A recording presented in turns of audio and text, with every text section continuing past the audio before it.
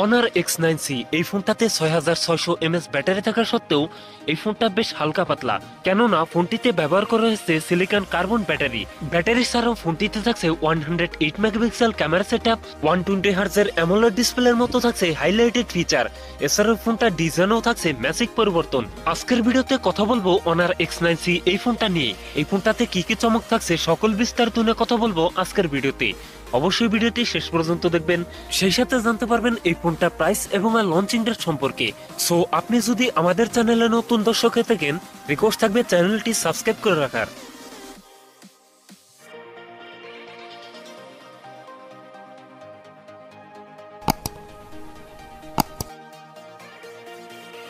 প্রিয় দর্শক বন্ধুরা, আজকের ভিডিও লাইক রেখে থাকবে মাত্র 50টা, আশা করি কমপ্লিট করে দিবেন।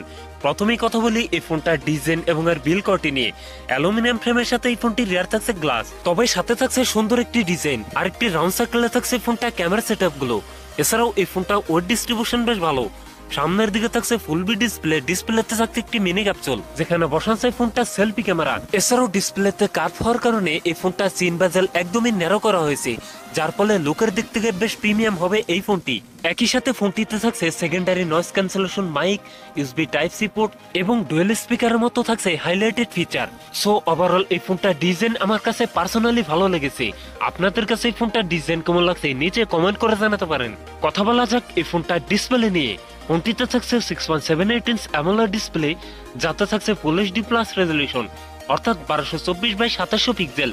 একই সাথে এই ডিসপ্লে পিপিআই ডেনসিটি থাকছে 437, তবে এখানে থাকছে 120 হার্জ রিফ্রেশ রেট, যার ফলে এই ফোনটা ইউজার এক্সপিরিয়েন্স হবে অনেক বেটার। এছাড়াও ডিসপ্লেতে থাকছে 1 বিলিয়ন কালারের সাপোর্ট, যার ফলে এই ফোনটা আউটডোরে ডিরেক্ট সানলাইটে ব্যবহার করতেও তেমন প্রবলেম হবে না। পারফরম্যান্স সেকশনে ফোনটি রান করছে ম্যাজিক ওএস 8.0 তে, যার ব্যাকএন্ডে থাকছে অ্যান্ড্রয়েড 14 এর সাপোর্ট। আর চিপসেট হিসেবে ফোনটিতে থাকছে কোয়ালকম স্ন্যাপড্রাগন 6 Gen 1, যেটি 4 ন্যানোমিটার বেস্ট অক্টাকোর প্রসেসর। ফোনটিতে 8256 12/512 জিবির এই দুটি ভ্যারিয়েন্ট থাকছে, তবে থাকছে না কোনো মাইক্রোএসডি কার্ড ব্যবহারের সুযোগ। ফোনটি দিয়ে পাবজি, ফ্রি ফায়ার, এসপার্ট 9 এবং কল অফ ডিউটির মতো গেমস রান করাতে পারবেন বেশ স্মুথলি।